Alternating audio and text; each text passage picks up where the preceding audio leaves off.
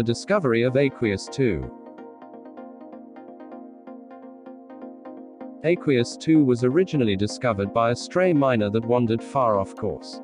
The UNE harvester had been assigned to a deep space mining operation due to its advanced warp drive, but the pilot abruptly changed course when considerable amounts of radiation were discovered near the planned ore field. Having already exited warp within a few kilometers of the field, the pilot was in a rush to escape and reactivated his warp drive without the proper calibrations. This mistake sent the misfortunate harvester hundreds of light years into the unknown. As the pilot knew all too well, deep space can be equally tranquil and terrifying. Coming straight out of warp space makes it even worse.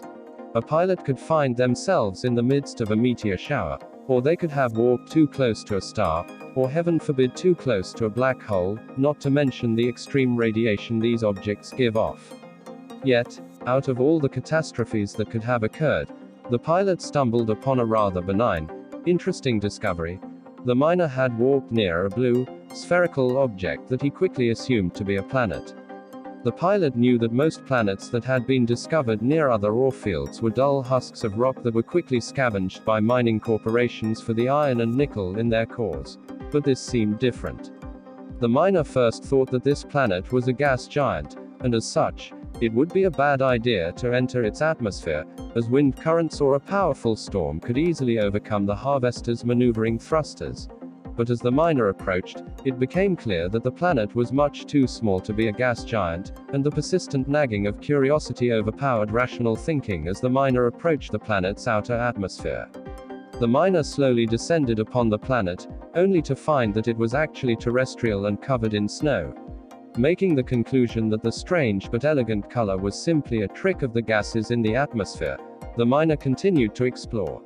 As he approached the surface, he could make out gray stones and a few high peaks like mountains, all covered in snow.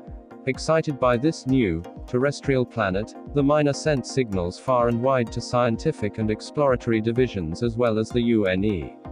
Within hours, the planet was surrounded by over 20 scientific research vessels.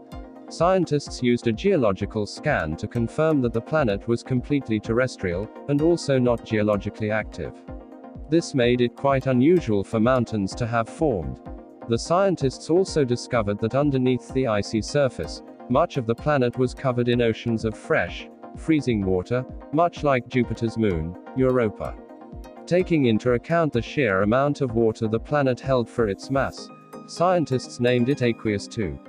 Soon after the initial scientific scans, the UNE took official measures to continue research on Aqueous II and began constructing a base for scientific and military operations.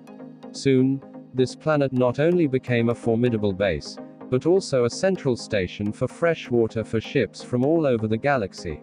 As well as water harvesting, mining began below the planet's icy ocean, as a large amount of ore had been discovered there with further scans.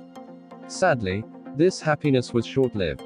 Following a rather uneventful decade on Aqueous II, the UNE abruptly began a full-scale evacuation of Aqueous II. Few reports came through to the public, but rumors began to spread that an alien species had threatened the base on Aqueous II and had effortlessly disabled a defense perimeter in the nearby asteroid field. Whatever the cause, Earth recalled all military starships and began to heavily fortify, as if for war. The UNE was gearing up to be ready for anything that came its way. The public never heard from anyone at UNE Command about what really happened. For those among the UNE Command, the mystery was surpassed by one existential realization: if the aliens ever realized the true location of Earth, a massive war would surely ensue, a war in which likely humans would almost certainly lose to such an advanced race. As the years continued to pass, space agencies continued to develop new weapons and ships, all aimed at the military. There was no greed, there were no countries and their borders. There was just us and the rumors of them.